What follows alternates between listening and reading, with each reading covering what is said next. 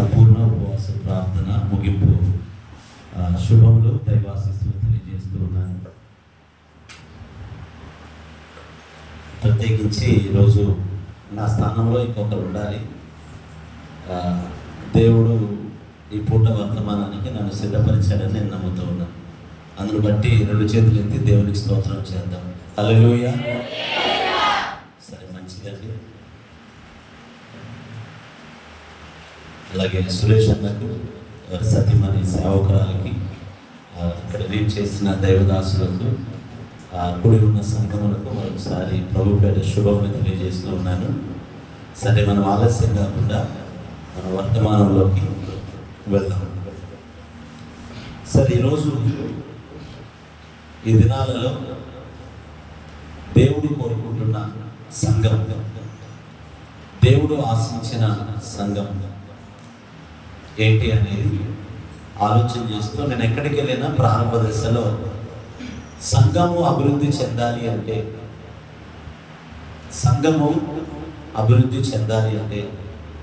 ప్రాముఖ్యంగా మనం ఏం చేయాలి, ఏం చేస్తే అభివృద్ధి చెందుతుంది అనే సంగతిని నేను రెండు మాటల్లో చెప్పి ఈ పూట వర్తమానాన్ని కూడా మీరు కొనసాగిస్తాను. సరేనా? ఇది నాకు చాలా అడ్డుగా ఉన్నట్టుంది, మీరు నాకు చాలా దూరంగా ఉన్నట్టున్నారు. అయ్యా, ఇది కనపడుతుందా? ఓకే, మంచిది. అమ్మా, దేవుని మందిరంలోకి రావాలి అంటే మనం కట్టుకున్న చర్చ్ బిల్డింగ్లోకి రావాలి అంటే ఎక్కడికైనా రావడానికి కొన్ని మెట్లు అనేటివి ఉంటాయి. చెప్పండి, ఏముంటాయి? మెట్లు. అలాగే సంఘము యొక్క క్షేమాభివృద్ధి కొరకు కూడా కొన్ని మెట్లు ఉన్నాయి. మొదటిగా సంఘము అభివృద్ధి చెందాలి, ఆ సంఘములో ఒక నూతన వ్యక్తి నడిపించబడాలి అనే దానికి ముందు సంఘములో నుంచి బయటికి ఏం వెళ్ళాలంటే మొట్టమొదటిగా సువార్త. అందరూ చెప్తారు, ఏంటది? నాతో పాటు కూడా పలికే ప్రయత్నం చేయండి. ఎందుకంటే మీ మధ్యకి నేను కొత్తగా వచ్చాను. మీ యొక్క ఆత్మీయ స్థితి లేకపోతే ఉంటున్న ఆ స్థితిగతులు నాకు తెలియదు కనుక ఏదేమైనా పరిశుద్ధ ఆత్మదేవుడు వాటన్నిటిని బ్యాలెన్స్ చేస్తాడని నేను నమ్ముతూ ఉన్నాను. ఒకటి ఏంటంటే అది సువార్త. సువార్త అంటే ఏంటి? ఈరోజు రెండు రకాలైన సువార్తలు ప్రకటించబడుతున్నాయి. ఒకటి యేసుక్రీస్తు అప్పగించిన సువార్త ఒకటి, అలాగే ప్రాస్పరిటీ గాస్పల్ అంటారు. అంటే భౌతిక సంబంధమైన లోక సంబంధమైన వాటిని బేస్ చేసుకొని ప్రకటిస్తున్న సువార్తలు ఒకటి. అంటే సువార్తలో ఒక 5 విషయాలు. సువార్త అంటే ఏంటి అని చూసుకుంటే, ఒకటి ఆయన యొక్క జననము, రెండవది ఆయన యొక్క జీవితము, మూడవది ఆయన యొక్క మరణము, నాలుగవది తిరిగి ఆయన పునరుద్ధానుడు అయ్యాడు, ఐదవది ఆయన పునరుద్ధానుడై వెళ్ళి తిరిగి ఒకరోజు రాబోతున్నాడు. ఇది మనకు సంపూర్ణమైన అవగాహన ఉండాలి. ఆ సువార్త మీ దగ్గరకు వచ్చినప్పుడు మీరు రక్షణ పొందారని నేను నమ్ముతున్నాను. సువార్త అంటే ఏంటంటే ఆయన జననం, ఎవరు, ఎక్కడి నుంచి వచ్చాడు, ఎందుకు వచ్చాడు అనేది మనకు తెలియాలి. ఆయన దేవుడు పరలోకం నుంచి భూలోకానికి మానవునిగా వచ్చాడు, నశించిపోతున్న దానిని వెతికి రక్షించడానికి వచ్చాడు. ఆయన జననము అంటే మనకు అర్థమవుతుంది. రెండోది ఆయన జీవితం. ఆయన ఎంతకాలం జీవించాడు, ఇక్కడ జీవించి ఆయన ఏం బోధించాడు, ఏం నేర్పించాడు, ఏం మాదిరిగా ఉన్నాడు, ఆ సంగతులన్నీ కూడా మనకు ఒక అవగాహన ఉండాలి. 3, ఆయన మరణించాడు. ఎందుకు, ఎవరి కోసం అన్నప్పుడు మనకు అర్థం కావాలి. తిరిగి ఆయన లేచాడు. లేవడానికి గల కారణం ఏంటి? ఎవరూ లేవలేదు, ఆయన తిరిగి లేచాడు. అది ఎలా, ఎందుకు అనే అవగాహన కూడా మనకు ఉండాలి. తిరిగి ఆయన పరలోకానికి వెళ్ళాడు. తిరిగి ఒక రోజు ఆయన రాబోతూ ఉన్నాడు. ఎందుకు రాబోతున్నాడు, లేదా ఎవరి కోసము రాబోతున్నాడనే ఇది సువార్త. వీటిని మనం కొద్దిగా ఎక్కువ తగ్గిస్తాం సురేష్. దీన్ని మనం అర్థం చేసుకోగలిగితే ఇది మనందరికీ సంపూర్ణమైన అవగాహన ఉండాలి. ఆయన జననం, జీవితం, మరణం, పునరుద్ధానం, ఆరోహణం, అవరోహణం. ఇది ఒక వ్యక్తి మొదటి మెట్టు సువార్త. సువార్తలో 5 విషయాలు ఉన్నాయి. అలాగే ఇది ఎప్పుడైతే మనం ప్రకటిస్తామో, ఎప్పుడైతే దీన్ని మనం ప్రకటిస్తామో, ఆ ప్రకటించిన వ్యక్తికి ఏం కలుగుతుందో తెలుసా? రెండవది విశ్వాసం. దేని గురించి ప్రకటించినప్పుడు? వినుట వలన విశ్వాసం కలుగును. అది క్రీస్తును గూర్చి. ఏదైనా ఎవరి గురించి? క్రీస్తును గూర్చి. ఆయన గురించి మనం ప్రకటించినప్పుడు ఒక వ్యక్తిలో ఏం కలుగుతుంది? వినుట వలన విశ్వాసం కలుగుతుంది. విశ్వాసం కలిగిన వ్యక్తి ఏం చేస్తాడంటే తాను మారు మనసు పొందుతాడు. అందులో చెప్పండి, ఏ మనసు? మారు మనసు. అంటే ఇంతకాలం నేను వెళ్ళే మార్గం సరైనది, నేను జీవించే జీవితం సరైనది, నా బ్రతుకు సరైనది, అస్సలు సిసలైన మార్గము అని నువ్వేం చేస్తావంటే, నువ్వు ఇటుగా వెళ్తున్న ఆ చెడు మార్గం నుంచి తన మనసును మార్చుకుంటాడు. తన మనసును మార్చుకుంటాడు. మార్చుకున్న వ్యక్తి తన యొక్క రూట్ను చేంజ్ చేసుకుంటాడు. ఆ మారు మనసు పొందిన వ్యక్తి ఏం చేస్తాడంటే ఆలయంలోకి వస్తాడు, మందిరంలోనికి వస్తాడు. వచ్చినప్పుడు దైవజనులు దేవుని వాక్యం బోధిస్తూ ఉన్నప్పుడు, ప్రకటిస్తూ ఉన్నప్పుడు, ఆ వాక్యం అద్దము అన్నారు కదా, తన జీవితం, తన రోత, పాప, తన స్థితి అంతా కూడా వాక్యపు వెలుగుల్లో వింటూ ఉన్నప్పుడు తను ఎంత చెడిపోయిన వాడు, దేవుడు ఎంత గొప్పవాడు, దేవుడు ఎంత మంచివాడు, దేవుడు ఎంత పరిశుద్ధుడు, మనము ఎంత పాపులమో ఆ వర్తమానంలో తన బ్రతుకంతా కనబడుతున్నప్పుడు తనలో పశ్చాత్తాపం మొదలవుతుంది. ఏం మొదలవుతుంది? పశ్చాత్తాపం. ప్రభువా నీవు నన్ను క్షమించు, నేను పాపిని అని హృదయమందు విశ్వసించిన వాడు పశ్చాత్తాపడి నోటితో యేసుక్రీస్తును సొంత రక్షకుడిగా అంగీకరిస్తాడు. అప్పటి వరకు ఈ చర్చ్ బిల్డింగ్లోకి లేదా ఈ ఆలయంలోకి వచ్చిన వ్యక్తి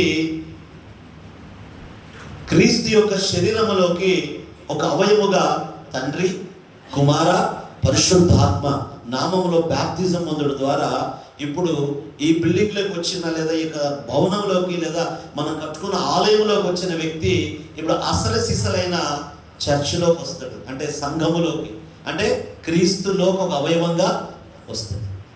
వచ్చిన వ్యక్తి ఎలా చేయాలి?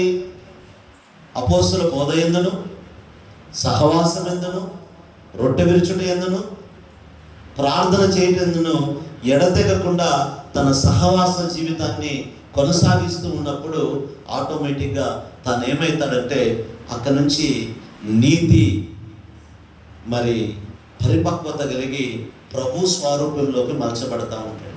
ఈ మలచబడుతున్న వ్యక్తి ఏం కావాలి? వచ్చాడు, వస్తా ఉన్నాడు, పోతా ఉన్నాడు, వస్తా ఉన్నాడు, పోతా ఉన్నాడు, అలా ఉండడు. ఎప్పుడైతే ఈ క్రమములో భక్తిలో అంచెలంచెలుగా మరి ఆత్మీయ స్థితిలో ఎదుగుతున్న వ్యక్తి ఆఖరిగా ఏమవుతాడు? ఏమవ్వాలి? అలా మనం ఉన్నామా లేదా అనే సంగతి ఈరోజు మనం చూసుకున్నాం. ఈ క్రమములో కాకోకుండా వేరే క్రమములో ఏదైనా నీవు ఒకవేళ క్రీస్తులోకి వచ్చి ఉంటే నువ్వు మనల్ని సరి చేసుకొని ఏం చేయాలంటే తిరిగి మరలా ప్రభు పాదాలు పట్టుకోవాలి. ఏదో దేవుని నమ్ముకుంటే ఏదో మేలు జరుగుతుందని, దేవుని నమ్ముకుంటే ఆ లోకంలో ఏదో అబ్బుతుంది అని ఒకవేళ నువ్వు క్రీస్తుని వెంబడిస్తూ ఉంటే మనం రాంగ్ వేలో ఉన్నాం. అయితే నేనే మార్గము, నేనే సత్యము, నేనే జీవము, నా ద్వారా తప్ప ఎవరు కూడా పరలోకంలోకి. కాబట్టి ఇప్పుడు మనం ఆయన ఆధారం చేసుకొని విశ్వాసాన్ని కర్త, దాన్ని కొనసాగించు వైపు వాడైన యేసు వైపు చూస్తూ మనం ఓపికతో మన పందెంలో మనం పరిగెత్తాలి. అంతేనండి? అంతేనా? సో కనుక ఈ పూట మనం మరి అలా సువార్త విన్నావు, మారు మనసు విశ్వాసం కలిగింది, మారు మనసు పొందావు, మందిరంలోకి వచ్చావు, వాక్యం విన్నావు, దేవుడు ఎంత పరిశుద్ధుడో, నువ్వు ఎంత పాపం నీకు అర్థమైంది. తద్వారా నీవు నీ పాపాల విషయమై దేవుని దగ్గర పశ్చాత్తాపడ్డావు, ప్రభుని సొంత రక్షకుడు అంగీకరించావు, మరి తండ్రి, కుమార, పరిశుద్ధాత్మ నామములో బాప్తిజం పొందావు. పొందిన నీవు మరి అపోస్తలుల యొక్క బోధ, సహవాసము, రొట్టె విరుచుట, ప్రార్థన చేయటంలో ఎడతెగకుండా కొనసాగుతూ ఉన్న నీవు నేను మరి ముందుకు మనం ఎలా ఉండాలి, మరి ఈరోజు ఎలా కొనసాగాలి అనే సంగతిని మనం నేర్చుకుందాం. అయితే ఈరోజు నా అంశంలో మొదటిది మరి సాక్షులు, రెండవది శిష్యులు. చెప్పండి, మొదటిది ఎవరు? సాక్షులు లేదా సాక్షి. రెండవది శిష్యులు. మనము సంఘము లోపల ఎలా ఉండాలి, సంఘము వెలుపల మనం ఎలా పని చేయాలి అనే దాన్ని మనం నేర్చుకుందాం. సరేనా? నా మాటలు అర్థమైనాయా? ఏమైనా కన్ఫ్యూజ్ ఉందా? క్లియరా సురేష్ అన్న? అంతేనా? నా మాటలు అర్థమవుతున్నాయి కదండి. మనము పాఠం నేర్చుకుందాం. ఎలా నేర్చుకుందామంటే మనం అవగాహన చేసుకొని, మనము నేర్చుకొని తిరిగి ఇతరులకు నేర్పించే వారిగా మనం ఉండాలి. ఏదో పాస్టర్ గారు ఏదో ఒకటి మీటింగ్ పెట్టాడు, వచ్చాము, పాడుకున్నాము, దేవుని వాక్యం విన్నాము, మొత్తానికి ఉజ్జీవింపబడ్డాము, తిరిగి అవతల వెళ్ళిపోయిన తర్వాత తిరిగి యథావిధిగా ఉన్నాము అంటే వీరి ద్వారా దేవుని పని జరగదు. తాడో పేడు, చావో రేవో, దీక్షా దక్షతలు కలిగి దేవుని కొరకు బ్రతకగలిగిన వ్యక్తి ద్వారా దేవుడు గొప్ప కార్యాలు చేయడానికి ఎదురు చూస్తున్నాడు. అంతే తప్ప ఏదో వచ్చానండి వెళ్ళాననేది కాకుండా ఒక పట్టుదల కలిగిన ఆ చక్కగా దేవుని వాక్యాన్ని మనం నేర్చుకుందాం. సరేనండి? ఓకే, మూల వాక్యంగా మనం దేవుని మాటను మనం చదువుకుందామండి.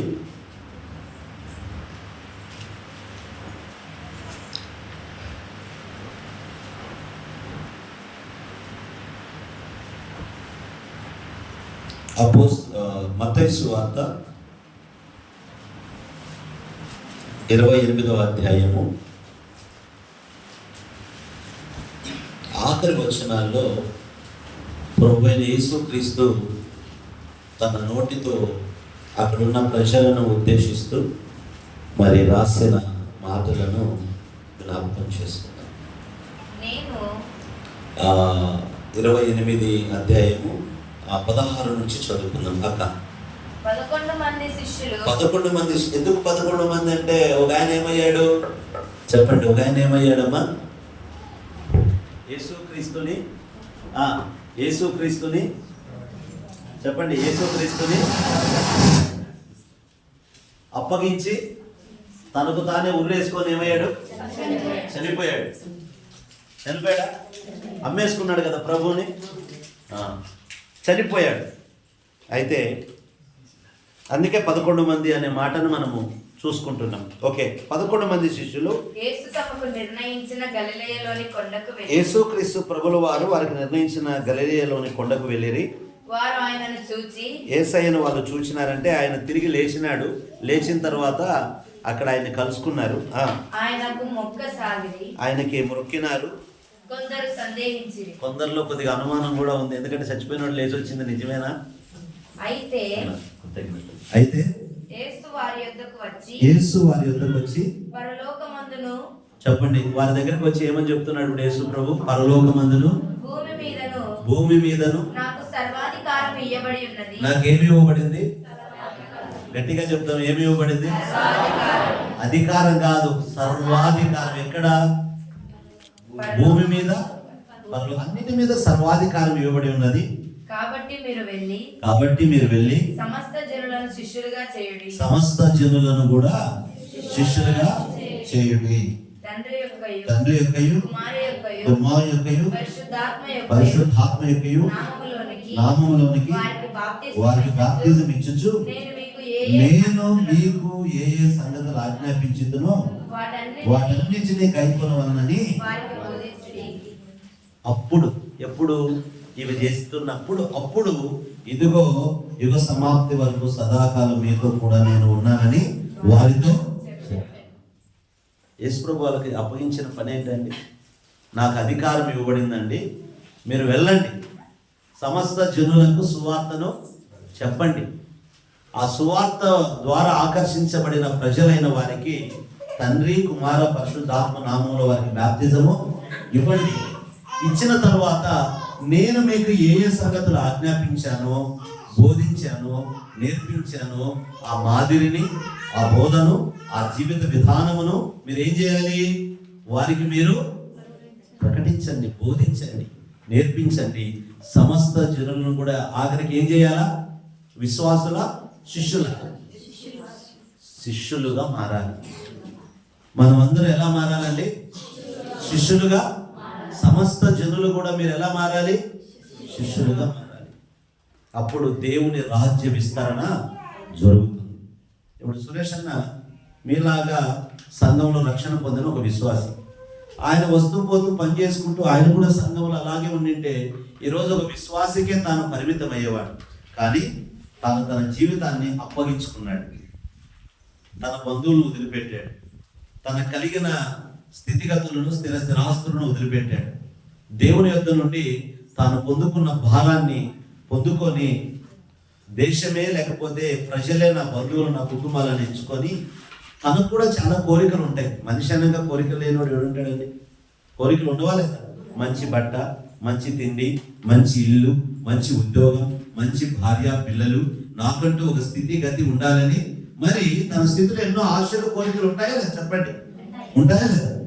అయితే ఆ కోరికలన్నిటినీ చంపుకొని, వాటన్నిటినీ త్యజించి, మరి దేవుని వాక్యం పట్టుకొని, నా జీవితంలో ఈ లోకంలో నేను సంపాదించి ఒక ఇల్లు, కొంచెం పొలం, కారు, బంగ్లా, నా పిల్లలు మంచిగా చదివించుకొని, మంచి ఉద్యోగస్తులుగా చేసుకొని, ఈ యొక్క లోకంలో నేనంటూ కూడా నాకంటూ ఒక స్థాయి, నాకంటూ ఒక స్థితిగతులు ఉండాలి అని ఆలోచన చేయక, నేను రక్షణ పొందినాను, అనేకులు నశించిపోతున్నారు, వారు నశించి నరకానికి పోవడం దేవునికి ఇష్టం లేదని దేవుని ప్రేమించిన వాడై తనకున్న సమస్తాన్ని కూడా తృణప్రాయముగా మరి వదిలిపెట్టి దేవుని వాక్యం పట్టుకొని మీ మధ్యకు వచ్చారు. దేవునికి స్తోత్రం. వచ్చి ఆయన దేవుని శిష్యుడిగా, సంఘానికి కాపరిగా మీ యొద్ద నిలబడి దేవుని సంగతులను బోధిస్తూ మిమ్మల్ని అందరినీ కూడా రక్షణలోకి నడిపించి, మిమ్మల్ని అందరినీ శిష్యులుగా చేసి, ఇక్కడ యెరూషలేములో నుండి శిష్యులు ఏ విధంగా సమస్త ప్రాంతాలకు వెళ్ళిపోయారో, మీరు కూడా ఏ స్థలములో, ఏ ప్రదేశములో, ఏ ప్రాంతంలో ఉన్నారో ఆ ప్రాంతంలో మరి దేవునికి మరి శిష్యుడిగా నీవు ఆయన సాక్షిగా పని చేయడానికి మిమ్మల్ని అందరినీ కూడా ఇక్కడ తర్పించేస్తా ఉన్నాడు. అంతేనా? ఇంక వేరేమైనా ఉందా? చెప్పండి, మాట్లాడండి అమ్మా. ఓకే. యేసుప్రభు ఏం చెప్పాడు? సమస్త జనులను కూడా శిష్యులుగా చెయ్యమని చెప్పాడు. అలాగే అపోస్తలుల కార్యము 1వ అధ్యాయము 8వ వచనాన్ని కూడా మనం చదువుకుందాం. ఈ 2 మాటలు కూడా చదువుకొని, నాకు అప్పగించిన సమయంలో ఎంత వీలైతే అంత తక్కువగా ఎక్కువ విషయాలు నేర్పించి తిరిగి మళ్ళా నా సొంత ప్రాంతానికి నేను వెళ్ళిపోతాను. అపోస్తలుల కార్యము 1వ అధ్యాయము 8వ వచనం. అయినను పరిశుద్ధాత్మ మీ మీదకి వచ్చినప్పుడు ఏం పొందుతారండి? ఏం పొందుతారు? చెప్పండి, ఏం పొందుతారు? శక్తి. శక్తి నొందెదరు. మీరు యెరూషలేములోను యూదయ సమరయ దేశమందంతటను భూదిగంతముల వరకును. ఎవరికి సాక్షులు? ఏమని సాక్ష్యం చెప్పాలి ఇప్పుడు? సో ఈరోజు శిష్యుడు, రెండవది సాక్షులు. ఓకేనా? అయితే పరిశుద్ధాత్మ పొందిన వ్యక్తి ఎలా ఉంటాడంటే మౌనంగా కూర్చోడు. తన పని తాను చేసుకుంటూ మౌనంగా ఉండడు. ఇప్పుడు సంఘము అభివృద్ధి చెందాలి అంటే ఎవరి వల్ల అభివృద్ధి చెందుతుందంటే ఈ ఇద్దరి వల్లే అభివృద్ధి చెందుతుంది. అంటే ఈ 2 రకాలైన లక్షణాలు కలిగిన వారి వలన అభివృద్ధి చెందుతుంది. మొదటిగా వాళ్ళు ఏమై ఉండాలి అన్న? శిష్యులు. రెండవది సాక్షులు. ఇప్పుడు యేసయ్యకు మనమంతా ఏం కావాలండి? చెప్పండి, ఏం కావాలి? శిష్యుడు ఎలా ఉంటాడు? విశ్వాసి వేరు, శిష్యుడు వేరు. విశ్వాసం ఎలా ఉంటాడంటే మందిరానికి వస్తాడు, వాక్యం వింటాడు, స్వస్థత పొందుకుంటాడు, మేలు పొందుకుంటాడు, అద్భుతం పొందుకుంటాడు, తిరిగి మరలా వెళ్తాడు, తను మరి ఏదైతే ఉందో తన పని చేసుకుంటాడు, మరలా కూటం పెట్టినప్పుడు మరలా వస్తాడు, వెళ్తా ఉంటాడు, వస్తూ ఉంటాడు. ఎంతకాలం అంటే ప్రభు వచ్చేంత వరకు, ఆయన చచ్చేంత వరకు వస్తూ ఉంటాడు, పోతూ ఉంటాడు. కానీ శిష్యుడు అలా ఉండడు. శిష్యుడు ఎలా ఉంటాడు అంటే తాను కూడా వస్తాడు, వాక్యం వింటాడు, కూటంలో పాల్గొంటాడు, దేవుని ఆరాధిస్తాడు, దేవుని యొక్క సంఘములో ఎదుగుతాడు. అయితే వెళ్తాడు, తన పని, తన కుటుంబం, తన పిల్లలు మరి అన్ని కూడా చేసుకుంటూనే తిరిగి మరలా ఆయన కొరకు బయట సాక్షిగా జీవిస్తాడు. తాను ఎక్కడైతే ఉంటాడో, ఏ ప్రదేశంలో అయితే ఉంటాడో, ఏ ప్రాంతంలో అయితే ఉంటాడో అక్కడల్లా కూడా అవకాశం కల్పించుకొని దేవుని యొక్క సువార్తను, అంటే ఆయన జనన గురించి మాట్లాడతాడు, ఆయన జీవితం గురించి మాట్లాడతాడు, ఆయన మరణం గురించి మాట్లాడతాడు, ఆయన పునరుద్ధారణ గురించి మాట్లాడతాడు, ఆయన రెండవ రాకడ గురించి మాట్లాడతాడు. ఆయన ఎక్కడున్నా కూడా క్రీస్తుని ప్రకటించుకుంటూ తన పని తాను చేసుకుంటూ వెళ్తూ ఉంటాడు. ఆ వెళ్తూ ఉన్నప్పుడు ఆయన ద్వారా సువార్త విన్న ప్రజలు తిరిగి మరల మీరందరూ సురేష్ అన్న సువార్త చెప్పినప్పుడు మీరంతా ఎట్లా వచ్చారో, ఇప్పుడు ఆయన ద్వారా కూడా వెళ్ళినప్పుడు ఆయన ద్వారా కూడా సంఘములోకి ప్రజలు వస్తూనే ఉంటారు. విశ్వాసి వచ్చి వెళ్తాడు, కానీ శిష్యుడు వస్తాడు వెళ్తాడు కానీ ఒకడే రాడు. వచ్చేటప్పుడు తన వెంబడి రెండు చేతులతో ఇద్దరు ఆత్మలను లేదా ప్రజలను దేవుని మందిరాన్ని తీసుకొస్తాడు. తాను శిష్యుడయ్యాడుగా, తాను రక్షింపబడ్డాడుగా, తాను కొరకు ఏదో సమయం, మరి సురేష్ అన్న సమయం, ఆయన సామర్థ్యం, ఆయన యొక్క సొమ్ము, సామర్థ్యం, సమయం ఖర్చు పెట్టి ఆయన కొరకు ఉపవాసం ఉండి ప్రార్థన చేసి, స్త్రీలైన మీరు ఏ విధంగా ఒక బిడ్డను ప్రసవ వేదనతో కంటారో అలా ఆయన దేవుని ప్రజలైన వారిని ఎంతో ప్రసవ వేదనతో ఉపవాసం ఉండి కడుపు మార్చుకొని మోకాళ్ళ మీద ఉండి కన్నీళ్లు విడిచి సువార్త ప్రకటించి వచ్చాను ప్రభువా, వీళ్ళు ఫలించాలి, వర్ధిల్లాలని. నీ రక్షణ కొరకు ఒక సేవకుడు ఎలా పెయిన్, బాధను అనుభవించాడో అలాంటి నొప్పిని, అలాంటి ప్రసవ వేదాన్ని నీవు కూడా కలిగి ఏం చేస్తావంటే అనేక మంది ఆత్మలను, ప్రజలను నడిపించడానికి. ఒకప్పుడు నాకెవరో సువార్త చెప్పారు, నాకెవరో సాక్ష్యం చెప్పారు, నాకెవరో వారి సొమ్మును ఖర్చు పెట్టారు, వారి సామర్థ్యాన్ని ఖర్చు పెట్టారు, వారి సమయాన్ని ఖర్చు పెట్టారు, వారి స్థితిగతుల్లో నా కొరకు ఎన్నోసార్లు ప్రయాసపడ్డారు, ఎన్నోసార్లు నా ఇంటికి వచ్చారు, ఎన్నోసార్లు రిజెక్ట్ చేశా, అవమానించా, పోవయ్యన్నా, ఎన్నోసార్లు కానీ ఎంతో నా కొరకు ప్రయాసపడగా నేను కూడా వచ్చాను కదా, మరి నా ద్వారా కూడా మరి నేను రక్షణ పొందినట్లుగా ఇతరులు కూడా రక్షణ పొందాలంటే ఇప్పుడు నేను కూడా అలా చేయాలి అనే పరిపక్వత, అనే ఆలోచన నీ జీవితంలో వచ్చి నువ్వు శిష్యునిగా పనిచేస్తావు. సరేనా? ఓకే, ఇంకొక మాటను మీకు చదివి నా మాటలు ముగించాలని ఇష్టపడుతున్నాను. పేతురు రాసిన మొదటి పత్రిక 4వ అధ్యాయము 16వ వచనం. పేతురు రాసిన మొదటి పత్రిక 4వ అధ్యాయం 16వ వచనం. ఎవరైనా సరే క్రీస్తుని ఆరాధిస్తూ క్రీస్తు నమ్ముకున్నానా అనే క్రైస్తవుడైనందుకు ఒకవేళ బాధ అనుభవించిన ఎడల తాను ఎంత మాత్రం సిగ్గుపడక ఆ పేరు అంటే నేను క్రైస్తవుడను అనే పేరును బట్టే దేవుణ్ణి మహిమ పరచవలెను. చాలాసార్లు మన లోకంలోకి వెళ్ళినప్పుడు నేను సువార్త, నేను క్రైస్తవునని చెప్పుకుంటే, నేను దేవుని మందిరానికి వెళ్తున్నానని చెప్పుకుంటే, నేను బైబిల్ పట్టుకున్నానని చెప్పుకుంటే, నేను బ్యాప్టిజం తీసుకున్నానని చెప్పుకుంటే ఎక్కడైనా నన్ను అవమానిస్తారేమో, నన్ను అంగీకరించరేమో, నన్ను తృణీకరిస్తారేమో, నన్ను చులకనగా చూస్తారేమో, లేకపోతే నా జీవితంలో యోగ్యంగా చూడరేమో, కొద్దిమంది భయపడుతూ ఉంటారు.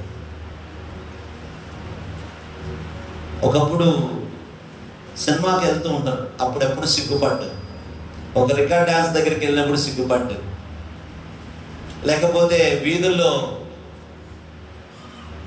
ఎలాంటి అలా చిందులు వేసినప్పుడు సిగ్గు ఉండదు, తాగి పడిపోతున్నప్పుడు సిగ్గు ఉండదు, దొంగగా, వ్యభిచారిగా, లోకంలో చెడిపోయిన వ్యక్తిగా ఉన్నప్పుడు సిగ్గుపడకుండా జీవితాన్ని జీవించి ఉంటాను. నేను జీవించాను. నేను రక్షించబడిన కుటుంబం ఎలాంటిదంటే మేము మాంత్రికులు, బతికిన మేకను పట్టుకుని రక్తం తాగేవారు, గృహాలకు అష్టదిగ్బంధనులు, చెడుపులు, చేతబడులు, ఒంటి మీద నూలు పోగు కూడా లేకుండా వేపమండలు కట్టుకొని ఒక పశువును వధించి దాని దొమ్మ నోట్లో పెట్టుకొని దాని పేగులు మెల్లో వేసుకొని రక్తముతో కలిపిన ఊరికి బుడ్రాయి వేస్తారు కదా, పెద్దయిన పులి వేస్తారు కదా, అలాంటి స్థితి. నేటికి మా పితరులు, నా తండ్రి, నా కుటుంబీకులు అలాగే ఉన్నారు. అలాగే చేసిన వ్యక్తిని ఎవరో మీ పోటీ వాళ్ళు దేవుని సువార్త చెప్తే నా స్థితి మారింది. ఎవరు నాకు ప్రకటించకపోతే నేను నమ్మేవాడిని. మీ పోటీ వాళ్ళు నన్ను ప్రేమించారు, నాకు ఆశ్రయం ఇచ్చారు. జీవితాలు తారుమారైనాయి, ఆహారం కోసం అలవటించారు. 4 ఇళ్ళకి వెళ్ళి భిక్షాటన చేసుకున్నాను. కొన్ని మార్లు ఎంగిలి పల్లెములో పడిన మొక్కలను కూడా ఏరుకొని తిరిగి సందర్భాలు లేకపోలే నా జీవితంలో. ఇలాంటి స్థితిలో, ఇలాంటి బ్రతుకులో, లోకములో నా చూపులు సరైనవి కాదు, నా తలంపులు సరైనవి కాదు, నా సహవాసం సరైనది కాదు, చెడిపోయిన నీచమైన స్థితి. అలాంటి స్థితిలో మీ బోటి దేవుని నమ్మిన పిల్లలను తృణీకరించాలి, అవమానించాలి, చేదరించుకోవాలి. వారు నా దగ్గరికి వచ్చారు, దేవుని ప్రేమను చూపించారు, దేవుని సువార్తను ప్రకటించారు. నా కొరకు వారి సమయాన్ని కాస్త ఖర్చు పెట్టినారు. వారి దగ్గర ఉన్న కొన్ని సొమ్ములు ఖర్చు పెట్టుకుని నా కొరకు దేవుని యొక్క బైబిల్, దేవుని మాటలను అందించినారు. నా కొరకు కన్నీరు గార్చినారు, వారి బలాన్ని ఉపయోగించినారు, నన్ను వారి హక్కును చేర్చుకున్నారు. వారి ప్రేమను బట్టి యేసుప్రభు ఎలా ఉంటాడో నాకు తెలియదు, నేను ఆయన చూడలా. కానీ ఆయన నమ్ముకున్న పిల్లల్లో వారి ప్రేమ, యేసయ్య ప్రేమ ఇలా ఉంటుందా, యేసయ్య క్షమిస్తే ఇలా ఉంటుందా, యేసయ్య ఆదరిస్తే ఇలా ఉంటుందా అని ఆ యేసు ప్రభు లక్షణాలన్నీ వారిలో చూసినారు. అవి క్రియల రూపకంగా నా ఎడల వారు కనపరిచినారు. అప్పుడు నేనేనయ్యానంటే నేను దేవుని దగ్గరికి రాగలిగాను. దేవుని మందిరంకి వచ్చినప్పుడు మొదట మందిరం ఎదుట చెప్పులు చదువుతూ ఉండేవాడిని, పట్టాలు వేస్తూ ఉండేవాడిని, కసు ఉడుస్తూ ఉండేవాడిని. కాలగమనాన మెల్లిగా ఆ చెప్పులు చదివే స్థాయి నుండి పరకు వచ్చింది.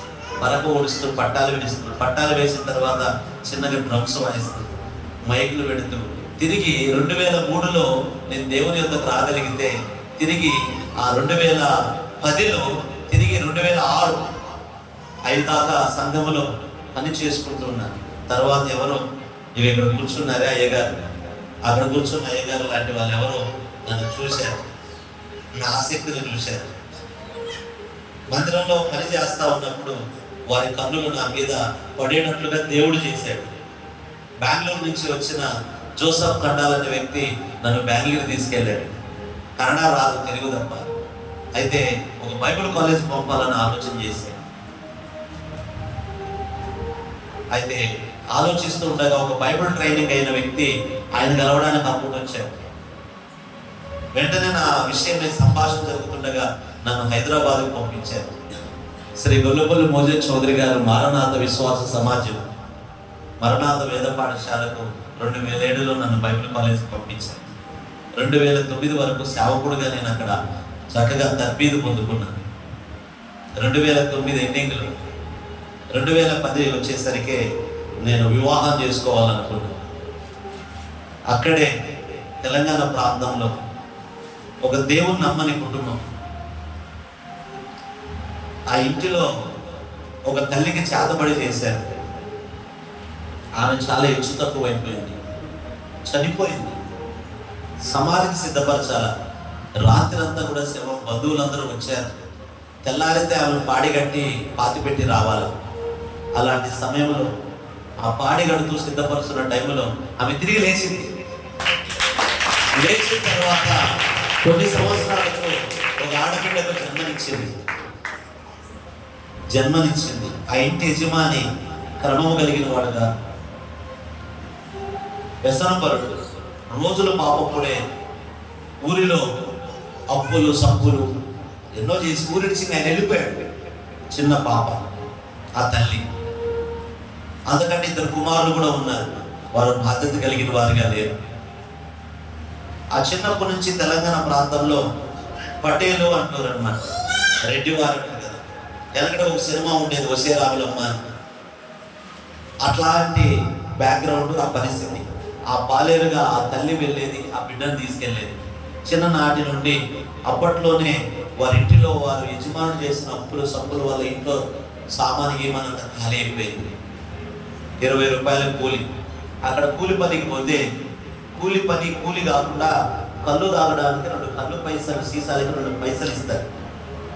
ఆ సొమ్ముతో రవ్వ రావు గంజి చేసుకుంటూ వచ్చిన కూలితో ఆమె 18 సంవత్సరాల వయసు వచ్చేంత వరకు ఆ పాప పెరిగి పెద్ద అవుతూ అప్పులన్నీ తీర్చడానికి ఇదైంది. అయితే ఆ విధంగా వారు దేవుని మందిరానికి చిన్నప్పటి నుంచి వెళ్తా ఉన్నారు. అలా లేచింది కదా, లేవడానికి గల కారణం అక్కడ మీ పోటీ ఇక్కడ కూర్చున్న అయ్యగారు లాంటి ఎవరో సువార్త చెప్పినారు. ఆ కారణం చేత ఆ కుటుంబం దేవుని సన్నిధికి వెళ్ళింది. మీలాగే విశ్వాసిగా వచ్చేది వెళ్తూ ఉండేది. సంఘంలో కుడిభుజంగా ఉండేది.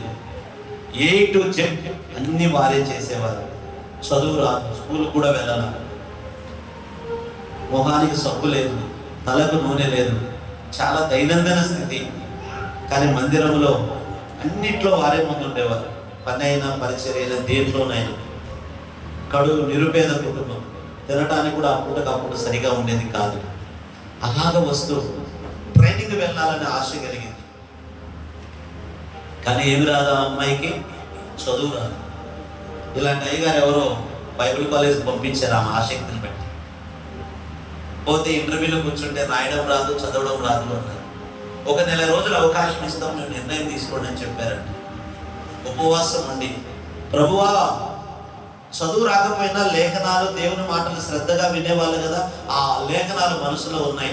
జ్ఞానము పొదువుగా ఉన్నాయి కదా నన్ను అడుగుము, నీకు నేను ధారాళంగా ఇస్తానన్న మాటను పట్టుకొని ఇలాగనే ఉపవాసం ఉండి ఆ ప్రార్థనా శిబిరంలో కూర్చొని కన్నీళ్లు విడుస్తూ ఉండగా అక్షరం గుర్తుపట్టి చదవడం దేవుడు జ్ఞానం ఇచ్చాడు.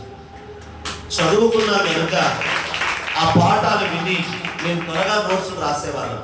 కానీ అమ్మాయి ఆ పగలంతా కూడా ఆ క్లాసుల్లో విని తిరిగి రాసుకోవాలంటే అక్షరం ఇంకా చాలా ఆలస్యం అవుతుంది.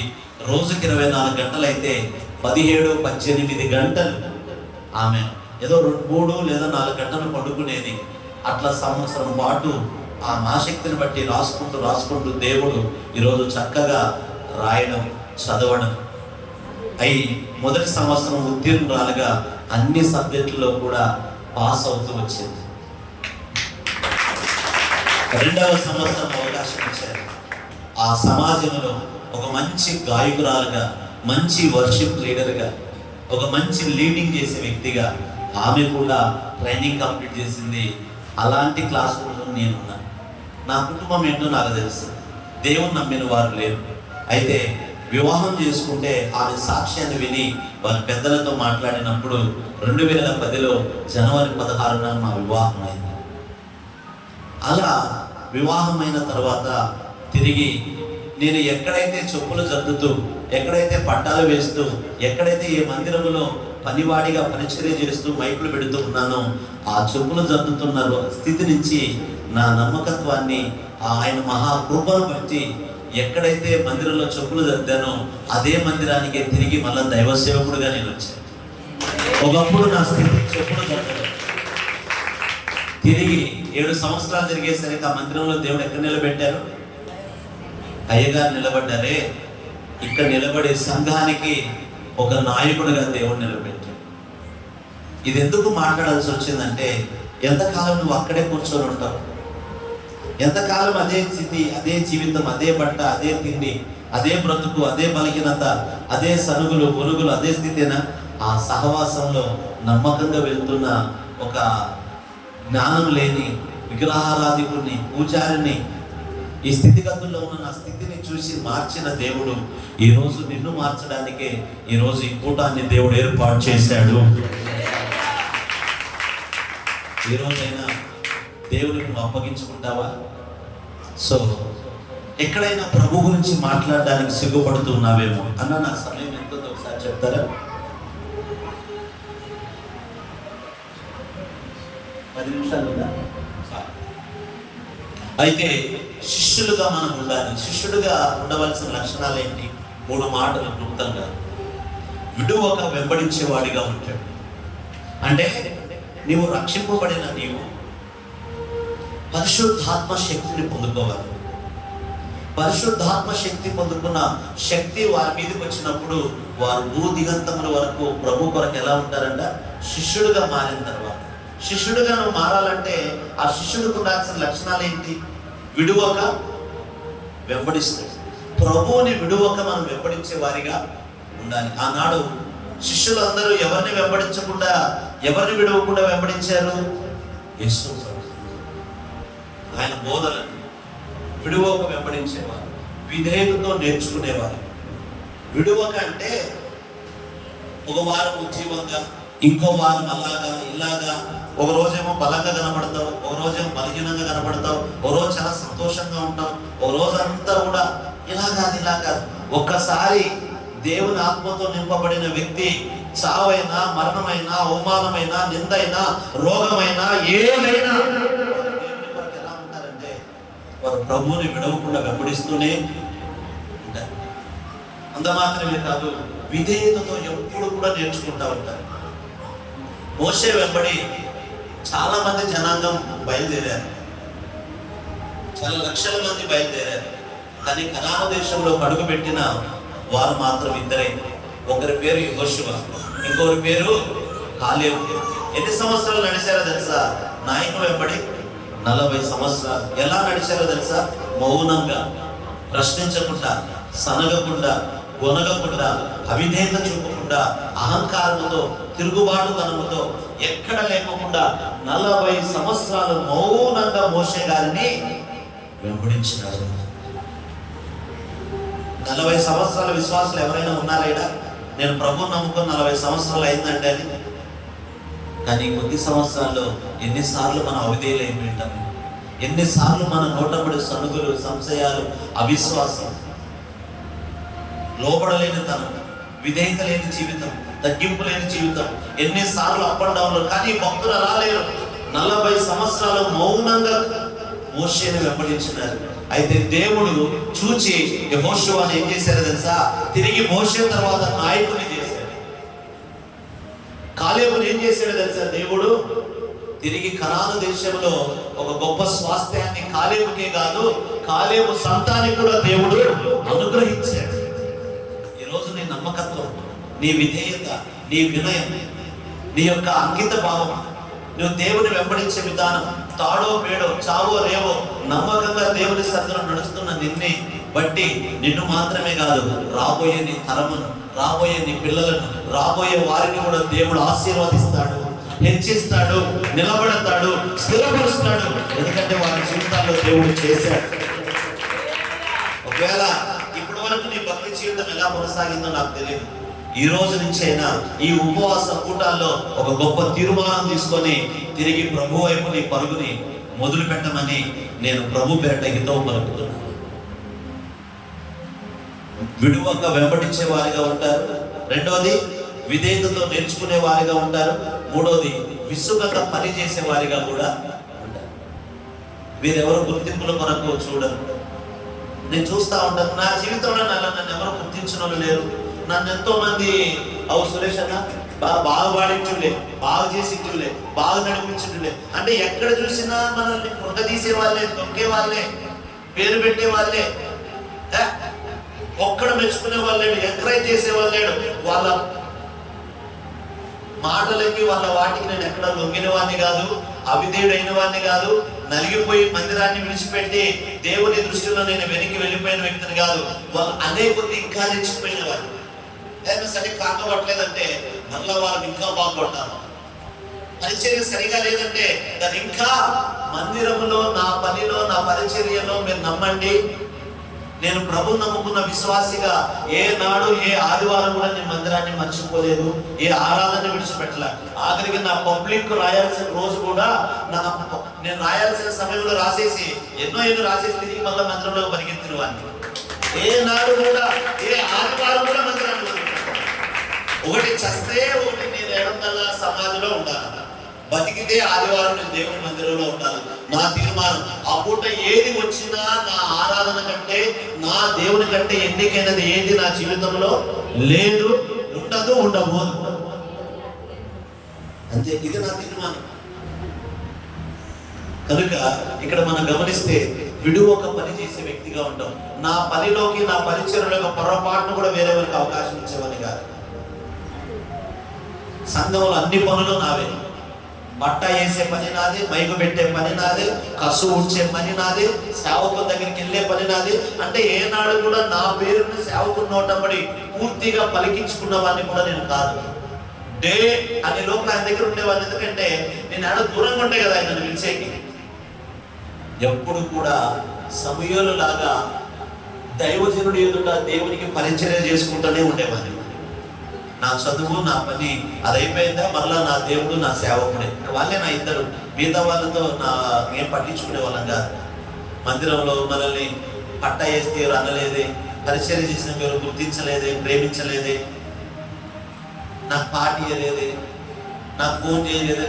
ఫోన్లు పెద్ద ఫోన్లు ఉంటాయి కదా ఫోన్లు చేసే. No no no. నా సేవకుడు ఎప్పుడు నా ఇంటి గడప వరకు వచ్చి నన్ను పిలిచిన రోజులు నా జీవితంలో నేను ఆయన సన్నిధిలో మాట్లాడుతున్నాను. ఆయన వాక్యాన్ని పట్టుకొని ధైర్యంగా చెప్పగలను. ఏనాడు నా ఇంటి గడప దగ్గరకు వచ్చి సేవకుడు నన్ను పిలిచిన రోజు లేదు. ఎందుకు పిలవాలి? నేను వెళ్ళేది దేవుని కోసం, నేను చేసేది దేవుని పరిచర్య కోసం. సేవకుడు మెచ్చుకోవాలా, సంఘం మెచ్చుకోవాలా? మెచ్చుకుంటే ఏమొస్తుంది? ఏమన్నా అప్పులు తీరుతాయా? నాకేమన్నా ఎర్రగా ఉండేవాడిని, నల్లగా ఉండేవాడిని ఎర్రగా అవుతాను? ఏమవుతుంది నా జీవితంలో చెప్పండి? అసలు చూడాల్సిన వాడు చూడాలి, గుర్తించాల్సిన వాడు గుర్తించాలి. యెహోషువని దేవుడు చూచాడు, కాలేబుని దేవుడు చూచాడు. నమ్మకమైన యెహోషువ, సేవకుడైన యెహోషువ లే అన్నాడు. చూడాల్సిన వాడు చూడాలి, గుర్తించవలసిన వాడు గుర్తించాలి. వీళ్ళంతా ఎవరు? నాకు సేవకులతో సహా గుర్తిస్తే మహా అంటే ఏమవుతుంది? అబ్బా ఎవరన్నా చేసాడు మైక్ లో చెప్తాడు. అప్పుడు సంఘం అంతా కూడా చూస్తారు. చూసిన తర్వాత ఏమొస్తుంది అన్న నాకు? ఏమొస్తుంది నాకు? సంతోషం. సంతోషం ఎంతసేపు ఉంటుంది? అది ఆ పేరు ఎంతసేపు ఉంటుంది? ఆ గణత ఎంతసేపు ఉంటుంది? నాకంటే బాగా చేశాడు ఒక వారం వాడిని కొడతాను నేను చూస్తాను. మన ఈ టైప్ కాదు. చూడాల్సిన వాడు చూడాలి, గుర్తించిన వాడు గుర్తించాలి. అన్నీ నావే. ఏలీతో దేవుడు మాట్లాడాలా, ఏలీ కుమారులతో దేవుడు మాట్లాడాలా, సమూయేలుతో దేవుడు మాట్లాడాడు. నాతో పాటు నాకంటే 20 సంవత్సరాలు నమ్ముకున్న వాళ్ళు కూడా మందిరంలో విశ్వాసులుగా ఉన్నారు. నేను వాళ్ళ వెనక 20 సంవత్సరాల వెనక దేవుడు నమ్ముకున్నాను. వాళ్ళ ముందే పెరిగాను. ఆఖరికి సురేష్ అన్న మళ్ళా వాళ్ళకి వచ్చి వాకింగ్ చెప్పేవాడిగా దేవుడు పెట్టాడు. వాళ్ళు అట్లాగే సరిగేవాడు సడుగుతానే ఉంటాడు, గురిగేవాడు గురుగుతానే ఉంటాడు, విమర్శించేవాడు విమర్శిస్తానే ఉంటాడు. కానీ మన దారి యేసు దారి మనం పోతానే ఉంటాం. దేవుడు మనం దీవిస్తానే ఉంటాడు. వాళ్ళు ఎదుట ఆయన రాజ్యములో ధనాన్ని మనం సంపాదించుకుంటూనే ఉంటాం. ముగింపులో నాకు మాట చెప్తున్నా, శిష్యుడు విడువక వెంబడిస్తాడు, విధేయతతో నేర్చుకుంటాడు, విసుగక పని. ఎప్పటి వరకు? స్టెఫెన్ రాళ్లతో కొడతా ఉంటే తల పగిలిపోతా ఉంది, రొమ్ములు పగిలిపోతున్నాయి, కాళ్ళు విరిగిపోతున్నాయి, రక్తం కారుతుంది. అంతమంది రాళ్లతో, ఒక రాయితో చచ్చిపోతాం. అలాంటిది అంతమంది రాళ్లతో వేస్తుంటే ఆ రక్తపు మడుగుల్లో సైతం ప్రభుని ప్రకటిస్తున్నాయి. మోకాల్లోనే, అయ్యా వీళ్ళు తెలియకుండా నా మీద రాళ్ళు వేసి నన్ను చంపుతున్నారు, నీ కాళ్ళు మొక్కుతా, వీళ్ళని ఎవరిని శిక్షించద్దు, వీరిని క్షమించమని ఆ ప్రాణం విడుస్తూ కూడా వారిని దూషించక వారి రక్షణ కొరకు ప్రార్థన చేసి ప్రాణం పెట్టాడు స్టెఫెన్. బతికిన వ్యక్తికి చర్మం ఒలుస్తుంటే కూడా ఆ అరుపులు, ఏ అరుపులు వచ్చే తెలుసా? నన్ను రక్షించే వారు ఎవరైనా ఉన్నారా? యేసు ప్రభు దేవుడు నమ్ముకోండి. ఆ రక్తము కారుతున్న, రంపాలతో పోస్తున్న, మేకులు కొడుతున్న, తారు వస్త్రాలను తొలగించి ఇలాంటి స్తంభాలు కట్టి మండుతూ ఉంటే ఆ మంటల్లో కేకలు వేస్తూ కూడా, ఏ కేకలంటే యేసయ్యా నీకు వందనాలు, రెండోది ఆ దేవుని మీరు నమ్ముకోండి అనే వారి ప్రాణాన్ని పెట్టి వారి దేవుని రాజ్యాన్ని ప్రకటిస్తూ మన యొక్క పితరులు వారి జీవితాన్ని ప్రభు కొరకు వారు అర్పణగా మారిపోయారు. హల్లెలూయా.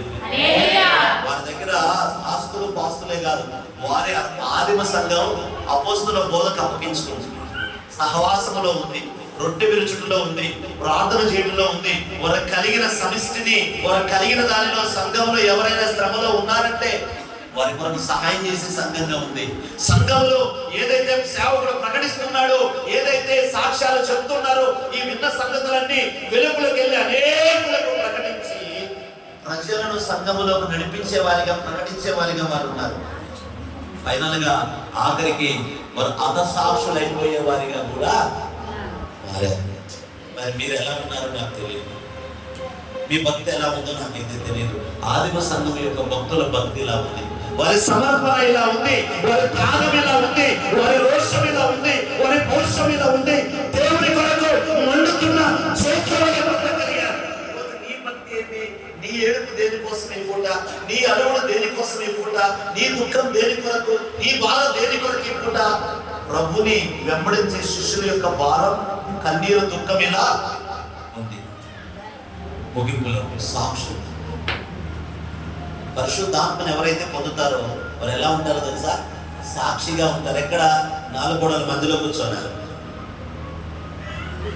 సంఘంలో శిష్యుడు వలె ఉంటావు, వెలుపల సాక్షిగా ఉంటావు. కూలి పనిలో ఉంటావా? ఆఫీస్లో ఉన్నావా? ఫ్యాక్టరీలో ఉన్నావా? నువ్వు ఏ కుటుంబంలో ఉన్నావా? ఏ కాలనీలో ఉన్నావు? ఏ అపార్ట్మెంట్లో ఉన్నావు? ఏ ప్రజల మధ్య ఉన్నావు? ఏ పట్టణంలో ఉన్నావు? చావుకి వెళ్ళావా? పెళ్లికి వెళ్ళావా? ఎక్కడికి వెళ్ళినా నీ నోటప్పుడు ఏం మాట్లాడుతూ ఉంటావు తెలుసా? తన వ్యక్తిగత రక్షణ అనుభవాన్ని గురించి. నువ్వు ఎలా రక్షణ పొందావు, ఎలా ప్రభు నిన్ను రక్షించాడు, ప్రభు ఎలా నీ జీవితంలో కార్యం చేశాడు, ఈ సంగతుల గురించి నీ రక్షణ అనుభవాన్ని పంచుకుంటూ ఉంటావు. రెండవది, రక్షణ సువార్త వాక్యాన్ని ఇతరులకు వివరిస్తా ఉంటావు. ఏదైతే ఇక్కడ నేర్చుకున్నావో ఆ వాక్యాలన్నీ జ్ఞాపకం పెట్టుకుంటావు. నాతో ముసలా ఉండే సురేష్ అన్న 90 ఏళ్ళు ఆమె ఎప్పుడూ వచ్చి ఏవేవో చెప్తా ఉండేది, పూర్వకాలం సంగతులన్నీ. నేను ఒక రోజు అడిగినావా, నేను ఏం వాక్యం చెప్పినావా అన్న. భలే చెప్పినావా స్వామి. అదే ఏం చెప్పినానంటే అబ్బా ఎవరు చెప్పలేంతవరకు భలే చెప్పినావు. నాకు అది కాదు, ఏం చెప్పినాను నీకేమర్థమైంది?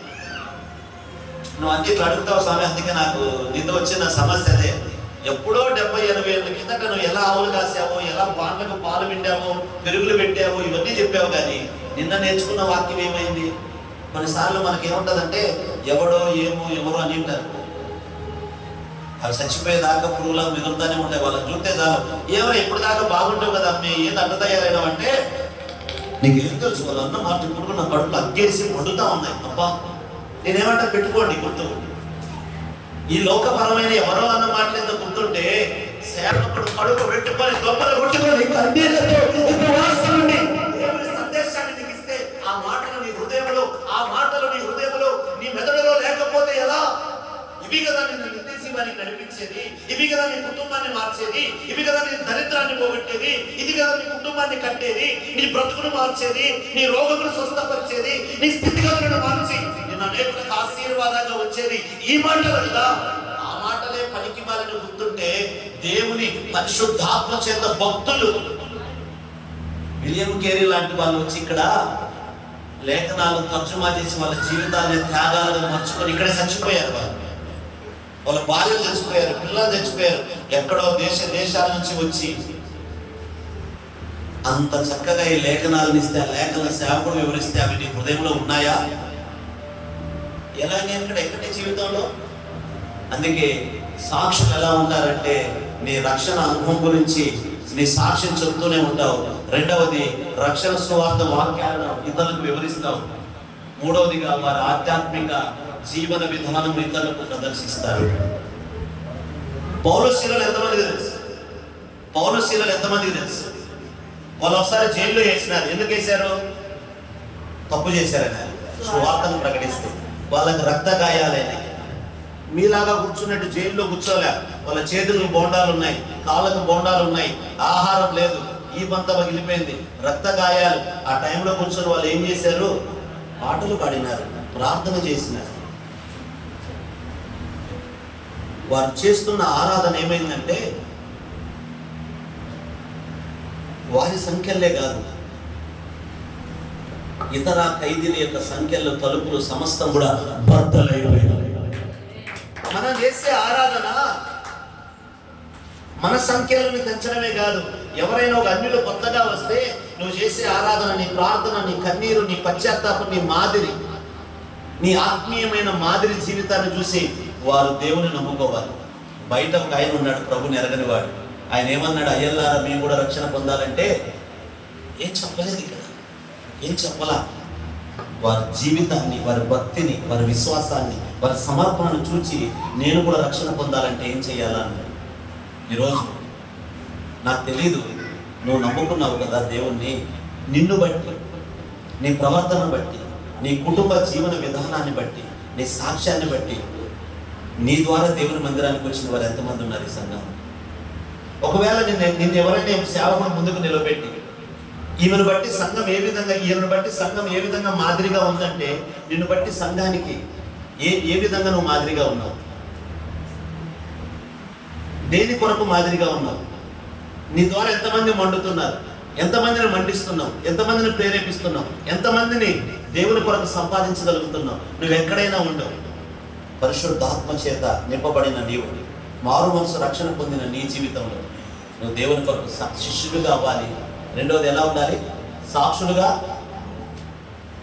4 గోడల మధ్య కూర్చొని కాదు విశ్వాసి నువ్వు పాటలు పాడేది, ఈడ కాదు నువ్వు హల్లెలూయా చెప్పేది, ఈడ కాదు చప్పట్లు కొట్టేది. ఇక్కడతోనే కాదు, అసలు సిస్సలైన నీ యొక్క నీలో ఉన్న క్రీస్తు బయటికి కనబడేటట్లుగా బయట నీవు ప్రదర్శించబడాలి. మనుషులందరూ నీ సత్క్రియలను చూసి పరలోకమందున్న దేవుణ్ణి మహిమపరిచేటట్లుగా నీ సత్క్రియలను చూసి, నీ జీవిత విధానాన్ని చూసి, నీ ప్రార్థన చూసి, నీ బ్రతుకును చూసి, నీ క్రియలను చూసి, ఒకప్పుడు ఉండే అన్న, ఒకప్పుడు ఈ అక్క ఉండే, కానీ ఒకప్పుడు జీవితం ఇప్పుడు జీవితం చాలా మారిపోయింది. అక్క ఏదో నీలో సంథింగ్, నీ మార్పు చూస్తే నాకు ఆశ్చర్యం అవుతుంది. ఎంతో సంతోషంగా ఉంటున్నారు, ఎంతో సమాధానంగా ఉంటున్నారు. నిజంగా నువ్వు వెళ్ళే మందిరానికి నన్ను కూడా తీసుకెళ్తావా అన్న? నువ్వు వెళ్ళే మందిరానికి ఆ పాస్టర్ గారిని మా ఇంటికి ఒకసారి తీసుకొస్తారక్క? ఇలాంటి వారి ద్వారా దేవుని సంఘం అభివృద్ధి చెందుతుంది. వీరి ద్వారా దేవుని రాజ్యం విస్తరిస్తుంది. దేవుని మాటలు